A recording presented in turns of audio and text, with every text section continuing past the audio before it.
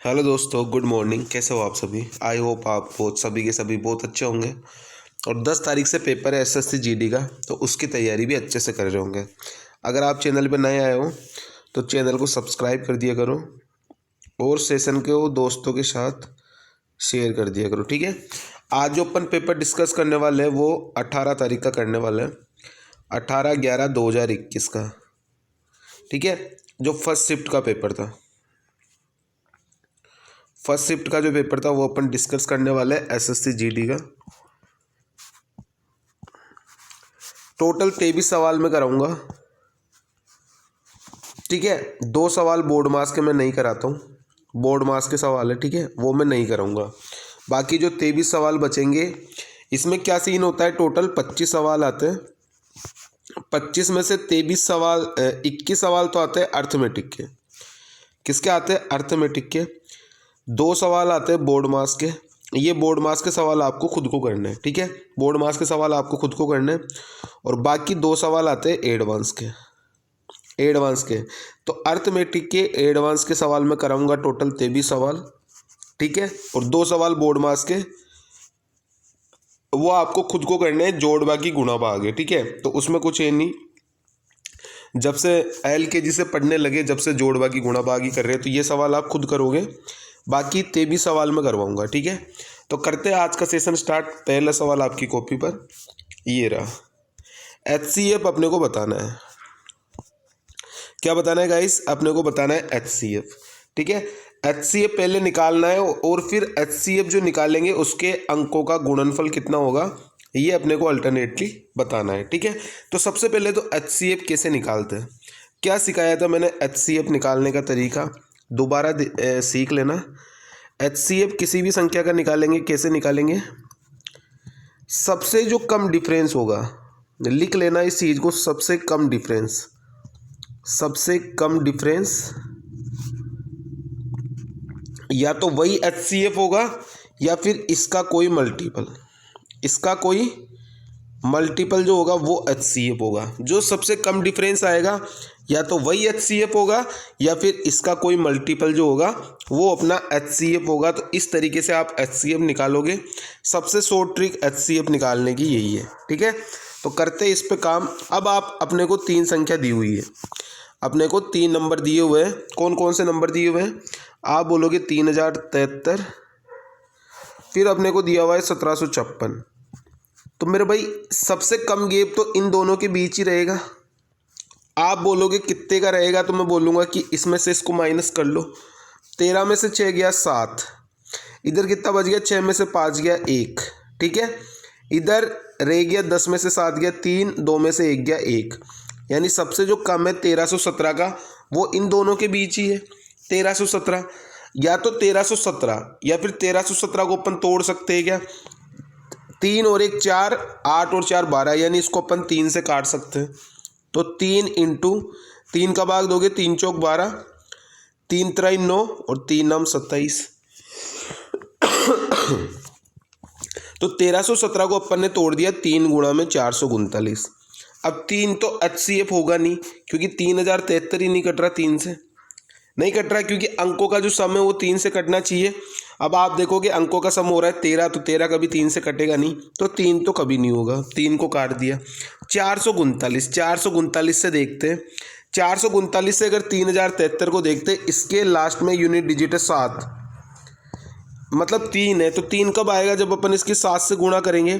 तो अपन देखते हैं क्या 3073 आता है क्या। तो आप देखोगे 9 7 63, 80 लग गया 6, 7 3 21 और 6 27, 80 लग गया 2, 7 चौक 28 और 2 30, यानी 3073 आ रहा है। यानी ये पहला नंबर तो आ रहा है 439 से, ठीक है। ये पहला नंबर आ रहा है 439 से। क्या दूसरा भी आ रहा है क्या? आप दूसरा भी चेक कर लो। यूनिट डिजिट है 6, तो यूनिट डिजिट 6 कब मिलेगी? जब अपन इसकी गुणा 4 से करेंगे। तो आप देखोगे 4 से गुणा करेंगे तो 1756 भी आ जाएगा। अब क्या 4829 आता है क्या? 4829 यानी यूनिट डिजिट लास्ट में 9 आ रही है। कब आएगी? जब अपन इसकी गुणा 9 से करेंगे। इसकी गुणा 9 से करो तो 4829 भी आ जाएगा। मतलब क्या हो गया कि 1317 का जो मल्टीपल था 439, वो इसका HCF हो जाएगा। HCF इसका क्या हो जाएगा, आप बोलोगे 439 इसका HCF हो जाएगा। तो अपने को क्या बोला है, ये जो 439 HCF आया है इसके अंकों का गुणनफल, यानी 4 गुणा 3 गुणा 9 कितना हो जाएगा, 4 तिया 12 और 12 नमानी 108। तो आंसर क्या हो जाएगा मेरे दोस्त, option number A 108 is the correct answer. तो आंसर क्या हो गया, आंसर हो गया अपना 108। चलते नेक्स्ट सवाल पे। नेक्स्ट सवाल आपकी कॉपी पर ये रहा। अब ऐसे सवालों को आप क्या करोगे मेरे भाई, बाई ऑप्शन करोगे। किस तरीके से करोगे, बाई ऑप्शन करोगे। किस तरीके से करोगे वो भी चीज़ को समझना, ठीक है। अब 7 अंकों की सबसे बड़ी संख्या निकालनी है जो इससे विभाजित करने पर ये क्रमशः शेषफल देती है, ठीक है। अब आप 10 को ही देख लो, 10 से भाग दे रहे हैं तो 6 रिमाइंडर बचना चाहिए। पहले वाले में देखोगे 10 से भाग देंगे तो 6 रिमाइंडर बच रहा है, बिल्कुल बच रहा है। दूसरे वाले में देखोगे तो भी बच रहा है। तीसरे वाले में तो पूरा भाग जा रहा है तो रिमाइंडर बच ही नहीं रहा है, यानी ये ऑप्शन गलत। सी वाले में आओगे तो भी पूरा का पूरा भाग जा रहा है, रिमाइंडर नहीं बच रहा 6, तो ये भी गलत। तो ये तो हो गया अपना 10 का रूल। 10 के रूल से अपने 2 ऑप्शन हट गए। अब आ जाओ आप, जैसे मैं 15 में देख लूँ या फिर 24 में देख लूँ, 3 है, ठीक है। जैसे मैं 24 में देखता हूँ तो 24 में रिमाइंडर कितना बचता है, 20 बचता है। 24 में रिमाइंडर कितना बच रहा है, 20 बच रहा है। अगर मैं इसको 3 से काटूँ, ठीक है, 3 से काटूंगा तो ये कट जाएगा पूरा, और ये कितनी बार कट जाएगा, 18 बार। तो रिमाइंडर बचना चाहिए मेरे पास 2। 3 से काटूंगा तो रिमाइंडर कितना बचना चाहिए, आप बोलोगे 3 से काटूंगा तो रिमाइंडर बचना चाहिए मेरे पास 2। अब आप 3 से काट के देखो, 3 का रूल क्या बोलता है, 3 का रूल बोलता है कि अंकों का सम एक साथ काट लो और फिर जो भी रिमाइंडर बचेगा उसको अलग निकाल देंगे। तो ये 9 9 9 9 9 पूरा कट गया, 6 भी पूरा कट गया। 5 को देखेंगे तो 5 में 3 का भाग देंगे तो रिमाइंडर 2 बचेगा। इसमें देखो ये 9 9 9 9 कट गया, 6 भी कट गया, 7 में भाग देंगे तो रिमाइंडर 1 बचेगा। रिमाइंडर किस में 2 बच रहा है, आप बोलोगे ऑप्शन नंबर ए में जो है वो रिमाइंडर 2 बच रहा है। तो आंसर क्या हो जाएगा मेरे भाई, ऑप्शन नंबर ए जो है ये इसका बिल्कुल करेक्ट आंसर है। आंसर क्या हो जाएगा, ऑप्शन नंबर ए, ठीक है। तो इस तरीके से आप कर सकते हो भाई ऑप्शन, कोई दिक्कत नहीं आएगी। नेक्स्ट सवाल पे चलते हैं। एक फल विक्रेता के पास कुछ सेब थे, उसने 40% सेब बेच दिए, अब उसके पास 540 सेब बचे। एक चीज़ बताओ, कोई भी चीज़ अपने पास होती है 100% होती है, 40% आपने उसमें से बेच दी है तो कितना बचेगा, आप बोलोगे साहब कि 60% बचेगा। 60% अपने पास बचा, और सवाल में क्या बोला है कि भाई साहब 540 बचा, तो 60 की वैल्यू 540, अपने को टोटल निकालना है। आरंभ में उसके पास कितने सेब होते हैं, यानी 100% की वैल्यू निकालनी है, निकाल लो। 20 से काटो 3 बार, 20 से काटो 5 बार। 3 की वैल्यू 540 यानी 1 की वैल्यू 180 गुना, तो 5 का 180 गुना क्या होता है, आप बोलोगे भाई साहब कि 5 का 180 गुना होता है 18 पंजे 90 यानी 900। तो आरंभ में उसके पास कितने सेब होते हैं, आप बोलोगे 900 सेब होते हैं। आंसर कितना आ गया, आंसर आ गया ऑप्शन नंबर सी। आ रहा है ना तरीका समझने में, कोई परेशानी तो नहीं है, परेशानी हो तो कमेंट कर देना। अब ये वाला सवाल देखो, ऐसे सवालों को करने के लिए मैंने 1000 दफ़ा बता रखा है भाई, 2 रेशियो लिख लो आप, 2 रेशियो और एक बार पैसा दे रखो, एक बार पैसा दे रखो, या फिर 2 रेशियो, एक बार कोई चीज़ घट रही है यानी माइनस हो रही है, इसको माइनस और प्लस लिख लो। एक बार जैसे कोई 2 अधिकारी है, पहले इतने रेशियो में थे, फिर इतने रेशियो में हो गए, इतने अधिकारी चले गए, इतने अधिकारी आ गए, यानी एक बार माइनस एक बार प्लस। तो आप हमेशा क्या लगाओगे, क्रॉस प्रोडक्ट लगाओगे। क्या लगाओगे, क्रॉस प्रोडक्ट लगाओगे, ठीक है। अब इसमें क्रॉस प्रोडक्ट लगा देते हैं, सेम है, क्योंकि मैंने क्या बोला, 2 रेशियो और पैसा, 2 रेशियो और पैसा शुरू वाली चीज़ मिल रही है, तो मैंने इसको क्रॉस प्रोडक्ट से करना है, ठीक है। क्रॉस प्रोडक्ट लगाओ।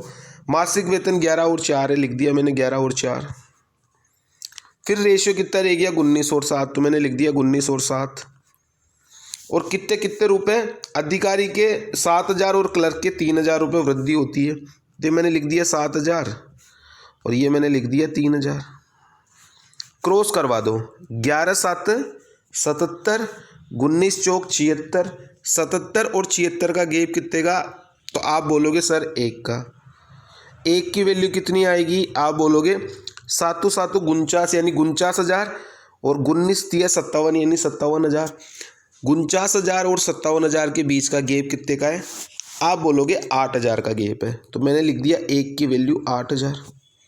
8,000 ही आएगी एक की वैल्यू। तो अधिकारी का आरंभिक वेतन कितना था? 11 यूनिट था। एक की वैल्यू 8,000, तो 11 की वैल्यू कितनी हो जाएगी? आप बोलोगे 88,000। कितना हो जाएगा? 88,000। ये तो था पूरा तरीका। अब आप देखोगे कि यहाँ पे अगर एक ही ऑप्शन है, अगर 11 का मल्टीपल, क्यों? क्योंकि अपने को अधिकारी की निकालनी थी। अधिकारी का प्रारंभिक वेतन कितना था? आप बोलोगे 11 रेशियो। तो जो भी आंसर होगा वो 11 का मल्टीपल होगा। तो आप डायरेक्ट भी देख के कह सकते थे कि एक ही ऑप्शन है 11 का मल्टीपल 88,000, तो आंसर क्या हो जाएगा? 88,000। अगर एक ही ऑप्शन होना तो आपको इतना सब कुछ करने की ज़रूरत है ही नहीं। आप बिना कुछ करे भी 11 का मल्टीपल देख लो, एक ही है, आंसर लगाया और खट से आगे बढ़ गए।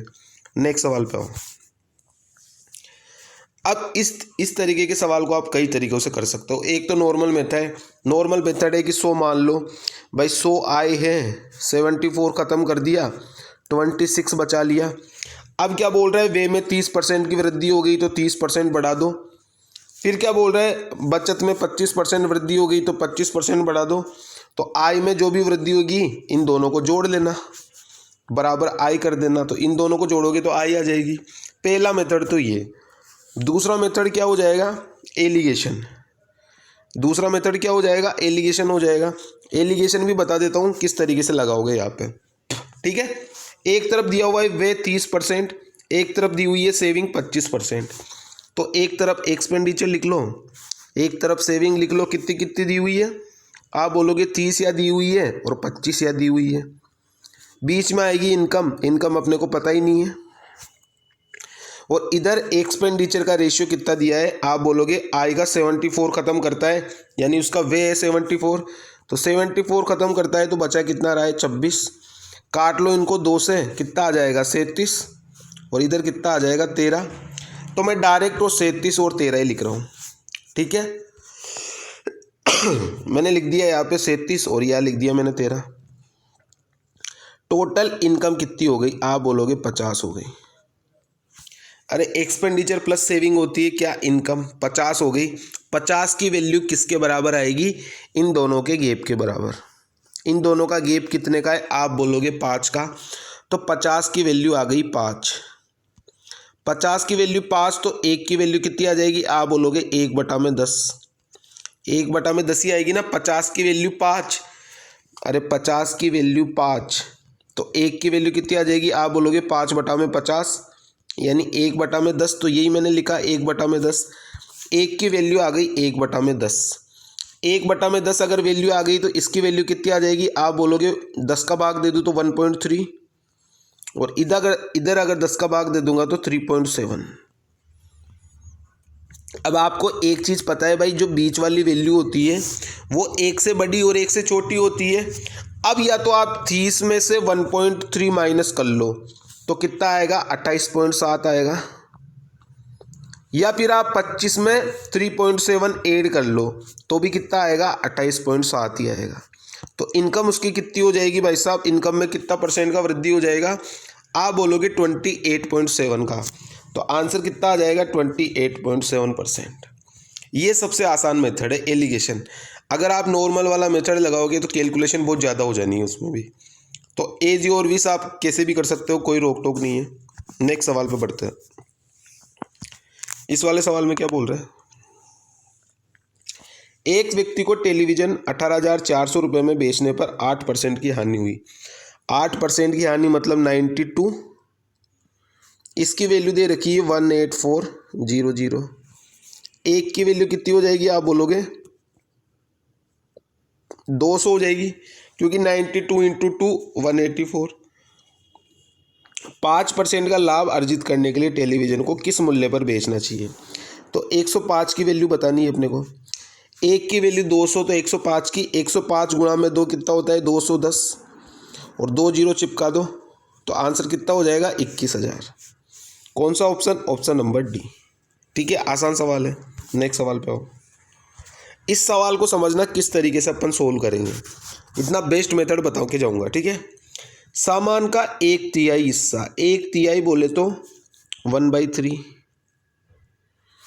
15% लाभ पर बेच दिया, ठीक है। सामान का 25% हिस्सा, 25% मतलब आप बोलोगे 1/4, 20% लाभ पर बेच दिया और शेष सामान को 10% हानि पर बेच दिया। अब आप एक चीज़ बताओ कि 1/3 और 1/4 दे रखा है, तो 1/3 और 1/4 का कोई मैं मल्टीपल ले लूँ, 3 और 4 का मल्टीपल, उसी को टोटल सामान मान लूँ, तो आप बोलोगे बिल्कुल मान लो। तो 3 और 4 का एलसीएम मैंने मान लिया 12, 12 मैंने मान लिया कि ये अपने पास टोटल सामान है। अब इसका 1/3 मतलब इसका अगर मैं 1/3 निकालूंगा तो कितना हो जाएगा, आप बोलोगे 4 हो जाएगा, यही हो जाएगा 4। और 1/4 कितना हो जाएगा, 25% का मतलब इसमें 3 का भाग दे दूंगा तो 4 का भाग दे दूंगा तो 3 हो जाएगा, और बचेगा कितना, 4 और 3 7, 5 बच गया, यानी इसको मैंने सामान में बांट दिया। अब 1/3 को 15% लाभ पर बेच रहा था तो इसकी गुणा मैंने 15 से कर दी,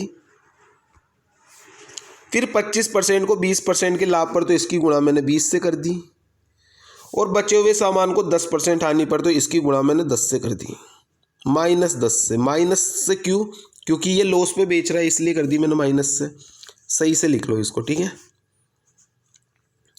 -10 से गुणा कर दी मैंने, ठीक है।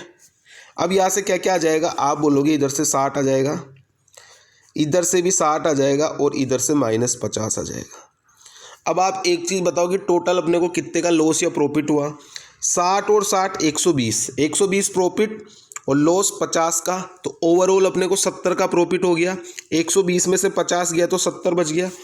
70 की वैल्यू आप बोलोगे कि 70 की वैल्यू क्या दी हुई है, कितने % का प्रॉफिट हो रहा है, आप बोलोगे 350 रुपये का प्रॉफिट हो रहा है, तो 70 की वैल्यू 350, तो 1 की वैल्यू कितनी आ गई, आप बोलोगे 5 आ गई। 1 की वैल्यू 5 आ गई।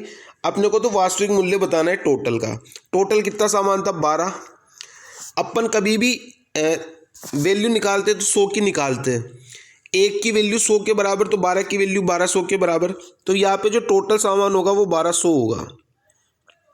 1 की वैल्यू 5 तो 12 की वैल्यू 12 पंजे 60, और 2 जीरो के 2 जीरो चिपका दो, तो आंसर कितना आ जाएगा 6000, ऑप्शन नंबर डी, ठीक है। यहाँ पे अगर 15 होता तो अपन लास्ट में टोटल सामान के लिए 1500 का मान निकालते, जो सामान होता है ना उसके आगे 2 जीरो लगा दिया करो, क्योंकि कभी भी वैल्यू निकलती है ना वो 100 की निकलती है। तो टोटल सामान अगर 12 माना तो 1200 की वैल्यू निकाली, 15 मानते तो 1500 की, 20 मानते तो 2000 की वैल्यू निकालते, ठीक है। आसान सवाल है ये भी, बस तरीका सीख लेना। नेक्स्ट सवाल पे आओ। 846 रुपये में एक गिटार बेचने पर राखी को 6% की हानि होती है। 6% की हानि मतलब 94 की वैल्यू है 846, तो एक की वैल्यू कितनी हो जाएगी आप खुद बताओ। 94, अब ये आप देखो यूनिट डिजिट 6 आ रहा है, यूनिट डिजिट अपने को 6 कब मिलेगा, जब 4 की गुणा अपन 9 से करेंगे तभी मिलेगा यूनिट डिजिट 6, तो एक की वैल्यू 9 आ गई। 8% का लाभ, तो 108% की वैल्यू निकालनी है, तो 8 नाम 72 और 9 एकम 9, यानी आंसर कितना आ जाएगा 972, ऑप्शन नंबर बी, ठीक है। आसान है ये भी। नेक्स्ट सवाल पे आओ। किसी सेल में इत्र, एक इत्र था, परफ्यूम था, विक्रय मूल्य पर 25% की छूट के साथ उपलब्ध है। 25% का मतलब 1/4, 4 की चीज़ को 3 पे दे रहे हैं, तो और 3 की वैल्यू दे रखी है 6873, तो एक की वैल्यू कितनी आ जाएगी, 3 दूनी 6, 3 दूनी 6, कितना बच गया 2, 3 नाम 27 और एक की वैल्यू 2291, तो 4 की वैल्यू कितनी आ जाएगी 2291 से गुणा कर दूं मैं, इसका भी 2291 गुणा कितना हो जाएगा, 4 एकम 4, 9 चौके 36, हाथ से लग गया 3, 4 दूनी 8, 9 10 11, हाथ से लग गया 1, 4 दूनी 8 और 1 9, यानी 9164। आंसर कितना आ जाएगा दोस्त, आंसर आ जाएगा इसका 9164, ये इसका बिल्कुल करेक्ट आंसर है। ऑप्शन नंबर सी इसका बिल्कुल करेक्ट आंसर है, 9164 रुपये। नेक्स्ट सवाल पे आ जाओ। 7%, 12% और 5% की 3 क्रमागत छूटों का एक डिस्काउंट अपने को निकालना है, ठीक है, सिंगल सक्सेसिव डिस्काउंट इसका निकाल लेंगे। तो इन तीनों में से पहले किसी भी दो को सोल्व कर लो जो आसानी से सोल्व हो जाए। तो 7 में तो गुणा करने में दिक्कत आएगी, तो 12 और 5 का पहले कर लो। तो सक्सेसिव कैसे निकालेंगे 12 और 5 का, 12 + 5 + 12 गुणा में 5, डिस्काउंट है तो माइनस लगाओ, -12 गुणा में 5 और डिवाइड बाई 100। तो 12 और 5 17, -12 × 5 = 60 यानी 0.6, 17 में से 0.6 जाएगा तो 16.4। 12 और 5 का एक सिंगल डिस्काउंट आ गया 16.4 का, ये आ गया 16.4 का। अब ये 16.4 और 7 का एक डिस्काउंट भी निकाल ले अपन, तो निकाल लो 16.4 + 7 - 16.4 गुणा में 7 डिवाइड बाई 100। तो 16 और 7 कितना हो गया 23.4, ये हो जाएगा 23.4। और इसमें से 16 7 है 112, 112 तो 16 गुना में 7 हो गया और 7 गुना में 4 28 हो गया। तो ये टोटल कितना हो गया आप बोलोगे, ये हो गया अपना 114, यानी नीचे 100 भी है तो 1.148 हो गया। 23.4 में से 1.148 जाएगा तो आप ये देखो 27.3 कभी नहीं होगा, 22 भी कभी नहीं होगा, 23 भी कभी नहीं होगा। क्यों नहीं होगा, क्योंकि ये तो बचेगा तो पॉइंटों में बचेगा और ये सारे के सारे फिक्स दे रखे हैं। 22 से बड़ा कभी होगा नहीं, ठीक है। तो आंसर कितना आ जाएगा 22.252, ये इसका करेक्ट आंसर है, ठीक है। ऑप्शन नंबर बी आसान है, ये भी ज़्यादा हार्ड नहीं है। इसको भी आप कई तरीक़ों से कर सकते हो। पहला तरीका तो ये तो सबसे आसान है। दूसरा तरीका क्या हो सकता है, 100 की चीज़ को 93 पे दे रहा है, फिर 12% का मतलब 3/25, यानी 25 की चीज़ को 22 पे दे रहा है। तरीके बहुत है, ठीक है। फिर 5% मतलब 1/20, यानी 20 की सामान को 19 पर दे रहा है। तो यहाँ से भी निकाल सकते हो आप गुणा करके भी, लेकिन ये कुछ ज़्यादा लंबा प्रोसेस हो जाएगा। सक्सेसिव के लिए ये वाला बेस्ट मेथड है। नेक्स्ट सवाल पे आओ।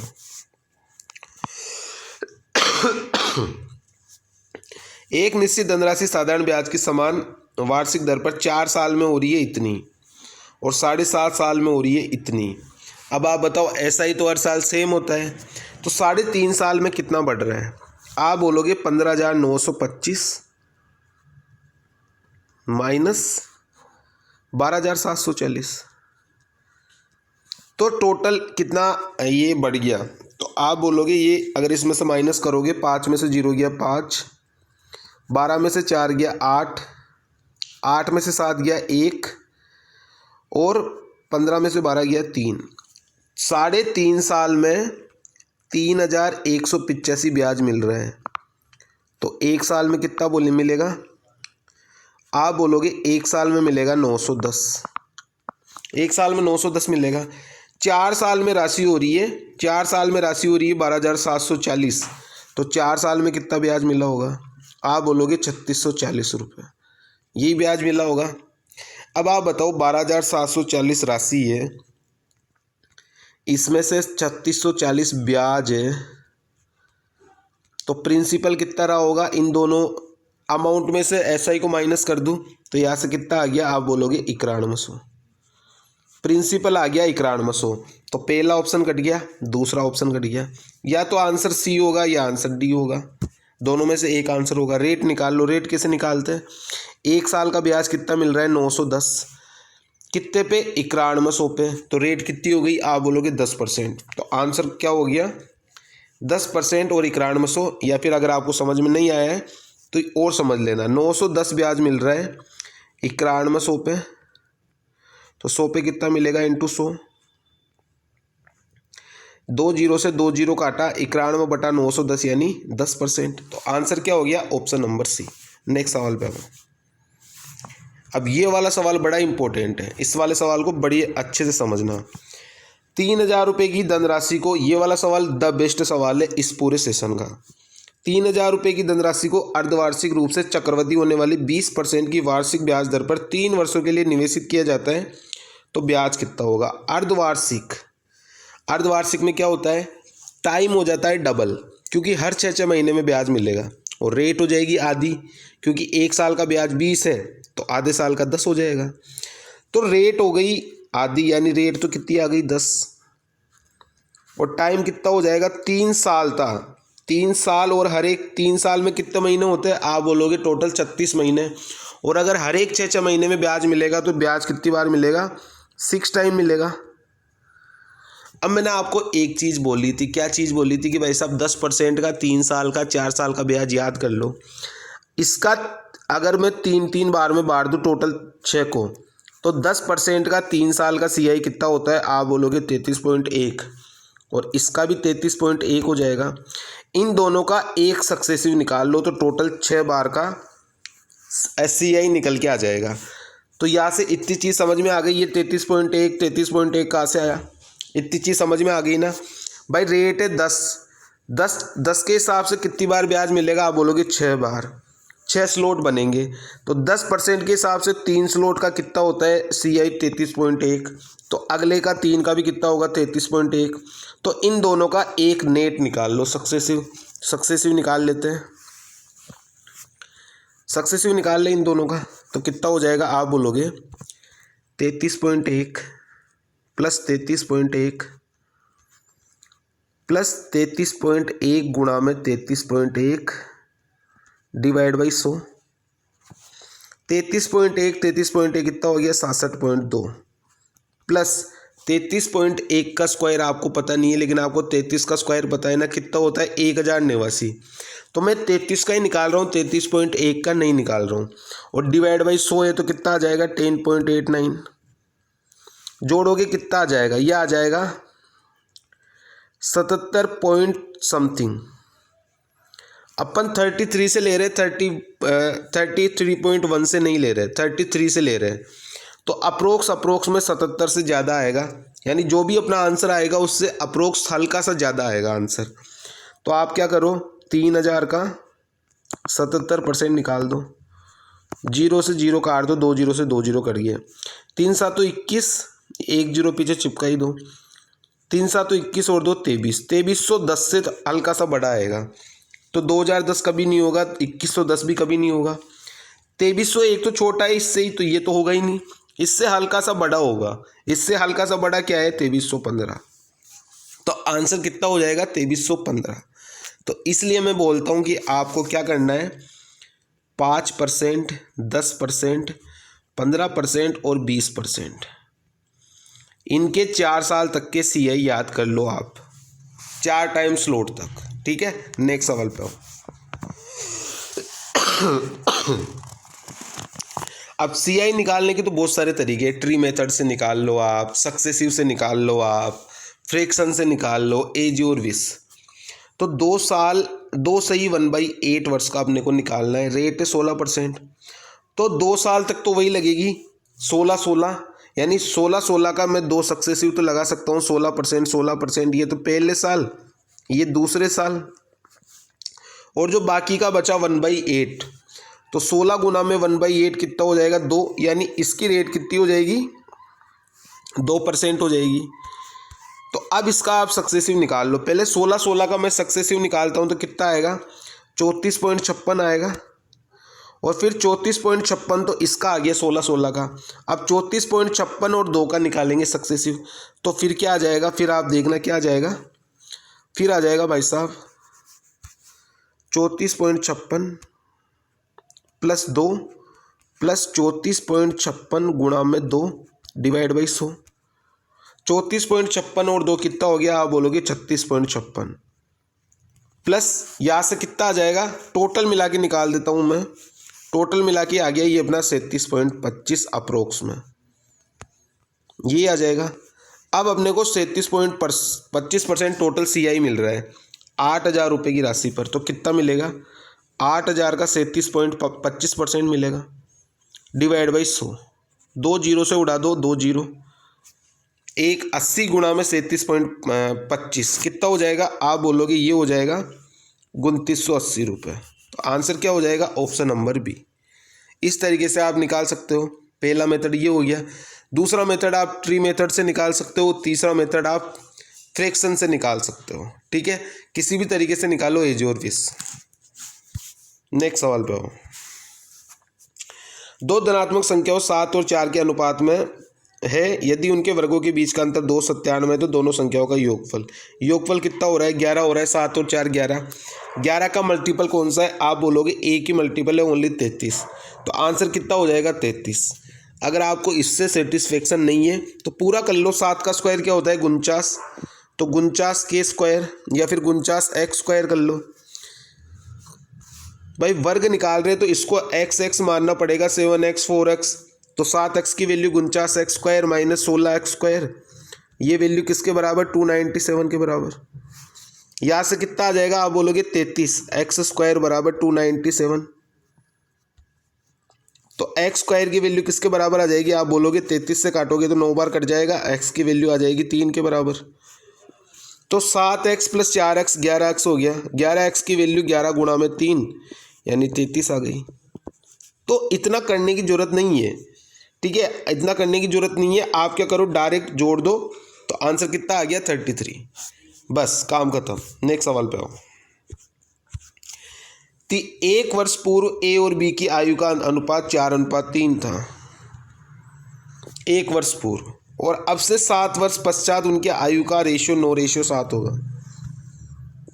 क्या रेशियो सेम बढ़ रहा है क्या? पहले तो रेशियो देखो, क्या रेशियो सेम बढ़ रहा है क्या? आप बोलोगे नहीं बढ़ रहा है। इधर 5 बढ़ रहा है तो इधर 4 ही बढ़ रहा है। अगर नहीं बढ़ रहा है तो रेशियो को सेम बढ़वाओ। कैसे बढ़वाओगे वो तरीका सीख लो। नीचे गैप कितने का है? आप बोलोगे 2 का, तो 2 की गुणा कर दो ऊपर, कर दी 2 की गुणा ऊपर। ऊपर का गैप कितने का है? आप बोलोगे 1 का, तो 1 की गुणा कर दो नीचे, कर दी भाई साहब 1 की गुणा नीचे। अब देखो अब क्या आ रहा है, तो आप बोलोगे अब भाई साहब आ रहा है अपने पास 4 की गुणा करोगे तो 4 दूनी 8 और 3 दूनी 6, 1 की गुणा करोगे तो 9 और 7, ये आ गया अपने पास। अब आप बताओ दोनों तरफ 1 बढ़ रहा है ना, मतलब अब सेम बढ़ रहा है, तो अब कितना बढ़ेगा? 1 यूनिट बढ़ रहा है, और सवाल के अनुसार अपने अनुसार 1 साल 1 यूनिट बढ़ रहा है, और सवाल के अनुसार 1 साल पहले और 7 वर्ष पश्चात, यानी टोटल 8 साल का गैप कवर कर रहे हैं। 1 की वैल्यू 8, तो बी की वर्तमान आयु अपने को पूछ रहा है। ये आयु अगर आप निकालते हो बी की, तो 6 यूनिट की वैल्यू कितनी आ जाएगी? 48। लेकिन ये 48 जो है वो 1 साल पहले की है, तो अभी प्रेजेंट के लिए इसमें 1 साल ऐड कर देंगे, 1 साल ऐड कर देंगे तो आंसर कितना आ जाएगा? 49। ये इसका करेक्ट आंसर है, ठीक है। आंसर क्या हो जाएगा? Option number A, 49 is the correct answer, ठीक है। नेक्स्ट सवाल पे चलते हैं। अब ये वाला सवाल भी बहुत बढ़िया है। आज के सवालों में एक तो ये वाला सवाल, एक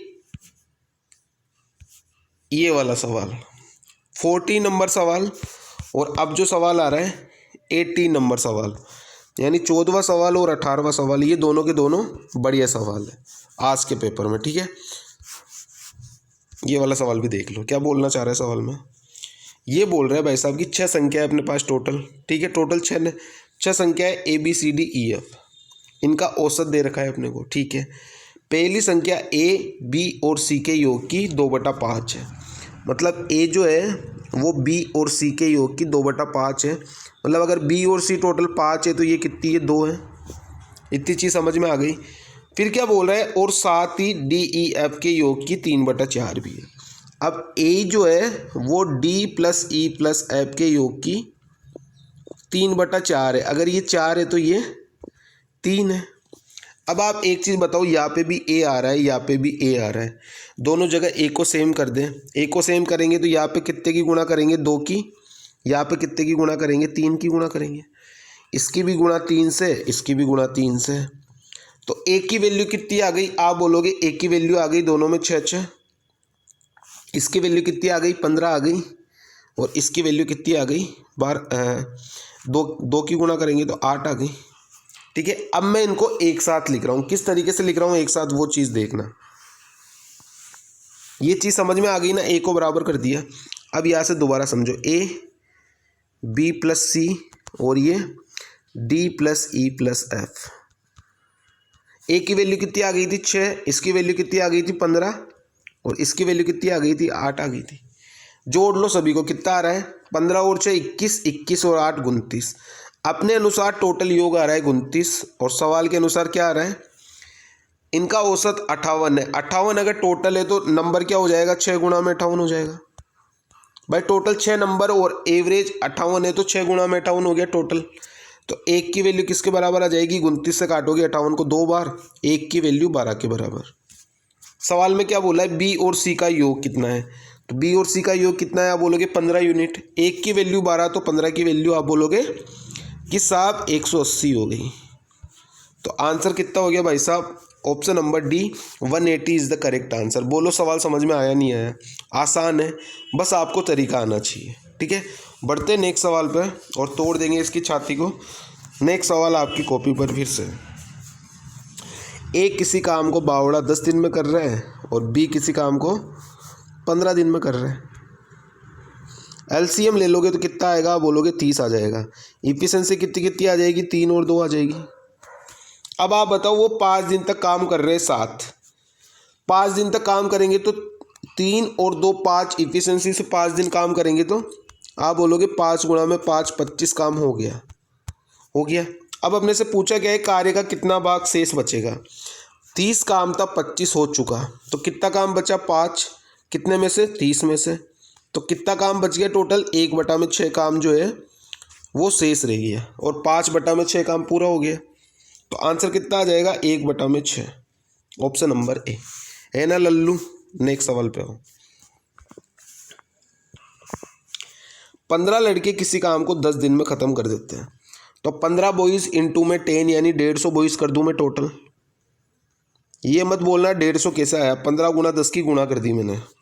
और 12 लड़कियां उसी काम को 15 दिन में कर देती थी, तो 12 गुणा में 15 180 गर्ल्स हो गई। 1 0 से 1 0 उड़ा दिया, तो बॉयज़ और गर्ल्स का रेशियो कितना आ गया, 3 से काट लो 6 और इधर 3 से काटोगे 5, रेशियो आ गया 6 और 5 का।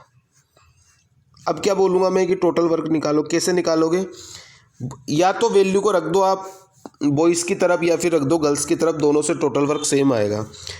150 बॉयज़ है तो 150 गुणा में बी की इफिशिएंसी 6, तो 150 गुणा में 6, टोटल वर्क आ गया 900 आ गया। अब 900 काम किससे करवाना है अपने को, आप बोलोगे 15 लड़के, लड़के की इफिशिएंसी 6, तो 15 गुणा में 6 90, प्लस 12 लड़कियां, लड़कियों की इफिशिएंसी 5, तो 12 गुणा में 5 60, तो कितना हो गया 900 बटा में 150।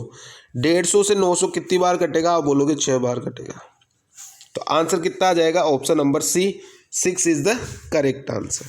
नेक्स्ट सवाल पे आ जाओ। 2 स्टेशनों के बीच की दूरी 700 किलोमीटर है। एक ट्रेन की स्पीड 80 है, दूसरे ट्रेन की मतलब ए से बी तक जा रही है, फिर वापस बी से ए तक आ रही है 65 की स्पीड से, और जा रही थी 80 की स्पीड से।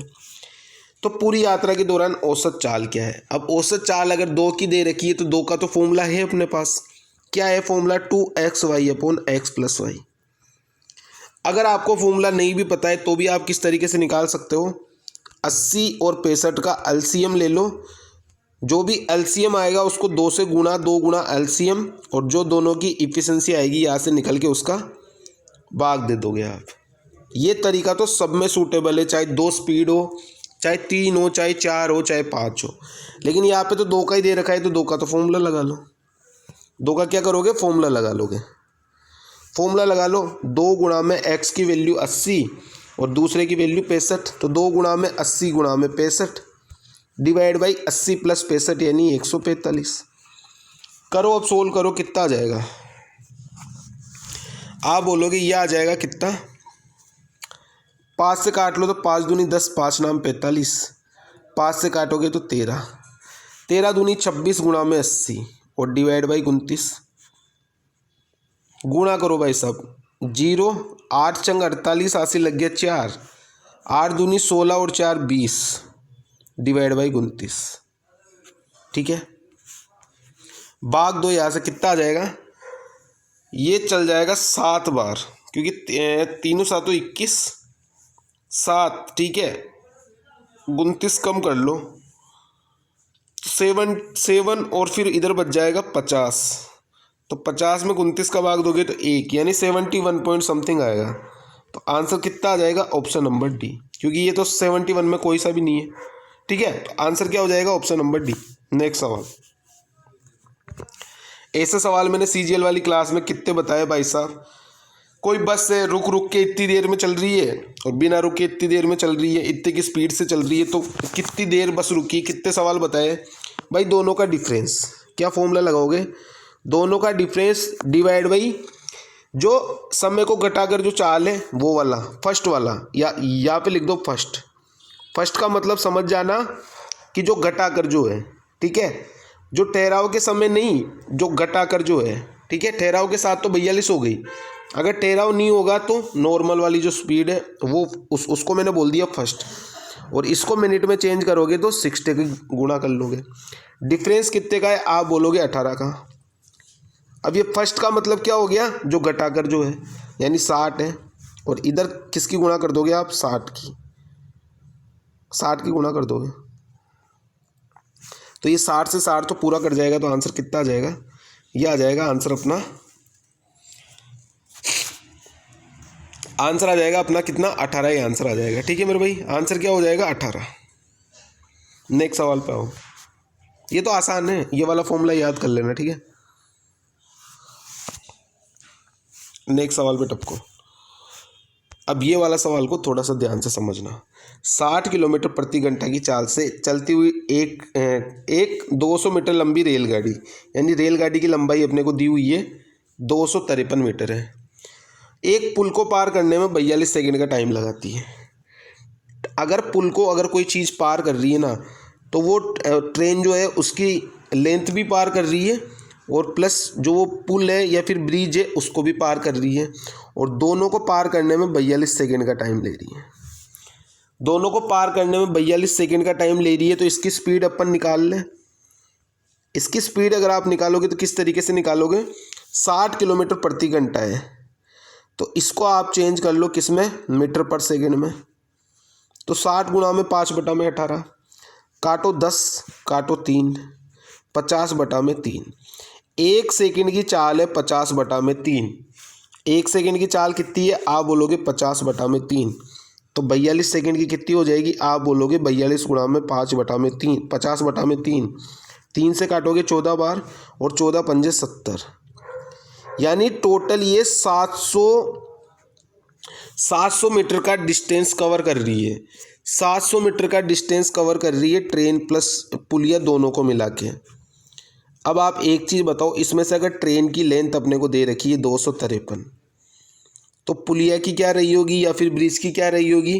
पुलिया को ही मैं ब्रिज जो इसमें बोला हुआ है पुल की लंबाई वही निकालनी है अपने को, तो 700 में से 253 को माइनस कर दो, तो कितना आ जाएगा आप बोलोगे 447। तो जो 447 है ना भाई साहब, वही पुलिया की लंबाई है। आंसर क्या हो जाएगा, option number C, 447 is the correct answer. हो गया ना आसान, बस सोचना है थोड़ा सा कि तरीका क्या लगाना है। ठीक है, नेक्स्ट सवाल पे आओ। 85 154 मीटर भुजाओं वाले त्रिभुजाकार मैदान का क्षेत्रफल कितना होगा। अब एक चीज़ बताओ, आपकी 2 बार 85 आ रहा है, 2 बार 85 आ रहा है, मतलब ये कौन सा त्रिभुज है आप बोलोगे भाई साहब कि ये समद्विबाहु त्रिभुज है। समद्विबाहु त्रिभुज है, वही है समद्विबाहु त्रिभुज। ठीक है, समद्विबाहु त्रिभुज है। अब समद्विबाहु त्रिभुज में क्या होता है, अगर बीच में से लंब डालते हैं तो ये बराबर बराबर दोनों को डिवाइड कर देगा। 154 है तो इसको 77 और इसको भी 77 में डिवाइड कर देगा। कर देगा नहीं कर देगा आप बोलोगे बिल्कुल भाई साहब कर देगा। ठीक है, कर दिया इसने डिवाइड। अब आप एक चीज़ बताओ कि मेरे को मैदान का क्षेत्रफल निकालना है, इसका फॉर्मूला क्या होता है, 1/2 गुणा आधार गुणा में ऊंचाई बेस गुणा में हाइट। अब भाई साहब मेरे को बेस तो पता है कि 154 है, लेकिन मेरे को हाइट पता नहीं है, तो मेरे को हाइट निकालनी पड़ेगी। हाइट में कैसे निकालूंगा भाई साहब, या तो आपको ट्रिपलेट याद हो, या तो आपको ट्रिपलेट याद हो। अगर आपको ट्रिपलेट याद है तो आप बोलोगे 36 85 77 का ट्रिपलेट होता है, तो हाइट आ गई 36। अगर आपको ट्रिपलेट नहीं पता है तो आप किस तरीके से निकालोगे, आप बोलोगे √ 85 का स्क्वायर माइनस 77 का square, a square minus b square, तो a plus B into a minus B, तो गुणा कर दो। a प्लस बी करोगे तो कितना आएगा आप बोलोगे 5 और 7 12, हासिल लग गया 162 गुणा में ये कितना हो जाएगा 8। तो इसका अंडर रूट अगर आप निकालोगे तो कितना आ जाएगा, 36 आ जाएगा। तो या तो आप डायरेक्ट ट्रिपलेट याद रखो या फिर आप इस तरीके से कर लो, तो दोनों की दोनों चीज़ें सही है, ठीक है। तो आपको ट्रिपलेट याद होना चाहिए। मैंने ट्रिपलेट की पूरी पीडीएफ भी डाल रखी है अपने टेलीग्राम चैनल पे, तो अभी मैं वो कमेंट सेक्शन में पिन कर दूंगा, तो आप वहाँ भी जुड़ जाओगे, ठीक है। तो यहाँ से निकल के आ गई अपनी हाइट, आ गई 36 निकल गए। तो 1/2 इंटू बेस की वैल्यू दे रखी है 154 और हाइट आ गई 36। काट दो 2 से 36 को 18 बार, 154 गुणा में 18, 18 का पार्टा तो आपको आता ही है। 18 चौक 72, हाथ से लग गया 7, 18 पंजे 90 और 7 97, हाथ से लग गया 9, 18 और 9 27। तो आंसर कितना आ जाएगा, 2772। आंसर क्या हो जाएगा, 2772, ऑप्शन नंबर ए, ठीक है मेरा भाई। आंसर क्या हो गया, 2772। नेक्स्ट सवाल पे आ जाओ। नेक्स्ट सवाल आ जाओ। एक घन का आयतन 192√3 है। घन का आयतन क्या होता है, ए क्यूब होता है। इसकी वैल्यू अपने को दे रखी है 192√3। विकर्ण की लंबाई निकालनी है, यानी √3 ए की वैल्यू निकालनी है। ए की वैल्यू निकालनी पड़ेगी इसके लिए पहले अपने को। तो ए की वैल्यू कैसे निकालेंगे, ए क्यूब बराबर 192 को आप किस तरीके से तोड़ सकते हो, आप बोलोगे 64 गुणा में 3 में तोड़ सकता हूँ मैं, और ये √3 दिया हुआ है ये अपने को। अब ए की वैल्यू निकालनी है मेरे को, तो इसका मेरे को 1/3 करना पड़ेगा। 64 गुणा में 3 गुणा √3, इसकी पावर 1/3। अब 64 का घनमूल कितना होता है, आप बोलोगे 64 का तो 4 बार निकल के आ गया, इनटू 3 की पावर 1/3 और इसकी पावर है 1/2, ठीक है। 1 + 1/2, अरे इसको ऐसे लिख सकते हो ना आप, कैसे समझो एक बार। 64 गुणा में 3, ये तो सिंगल है यानी 3 की पावर 1 है, और यहाँ पे √3 को अपन क्या बोल सकते हैं, 3 की पावर 1/2। तो ये टोटल कितना हो गया, आप बोलोगे गुणा में तो पावर जोड़ दो, यानी 3 की पावर 3/2 हो गई। अरे 1 प्लस हाफ कितना हो जाएगा, 3/2। तो 3 की पावर 3/2। पहले में 64 को तो आप भूल जाओ, 64 को तो आप भूल जाओ, क्योंकि 64 का तो 4 बार निकल में आ जाएगा। या क्या बच गया, 3 की पावर 3/2 और इनटू में 1/3। तो 3 से 3 कट गया, यानी 3 की पावर हाफ बच गया। 3 की पावर हाफ का मतलब √3 बच गया, यानी इसका एक चीज़ बाहर निकल के आ गई √3। 64 का तो आ गया 4 बार निकल के, और इसका आ गया √3 बार निकल के, यानी ए की वैल्यू कितनी आ गई, आप बोलोगे 4√3 आ गई। तो √3 ए की वैल्यू कितनी आ जाएगी, √3 × 4 × √3।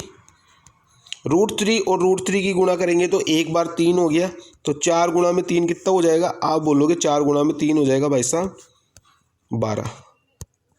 तो आंसर कितना आ जाएगा, 12 सेंटीमीटर। आंसर कितना आ गया, 12 centimetre is the correct answer, option number A. तो ये आज के अपने सवाल थे भाई साहब, फिनिश कर दिए सारे के सारे सवाल। बताना अपना नंबर कितना आया आपका।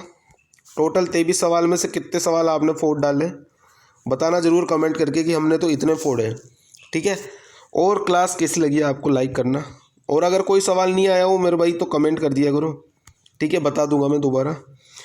क्लास को शेयर कर देना, और नए आए हो तो चैनल को तो सब्सक्राइब करना ही है, गर्लफ्रेंड की कसम है आपको, ठीक है। चलते, thank you so much, tata bye bye.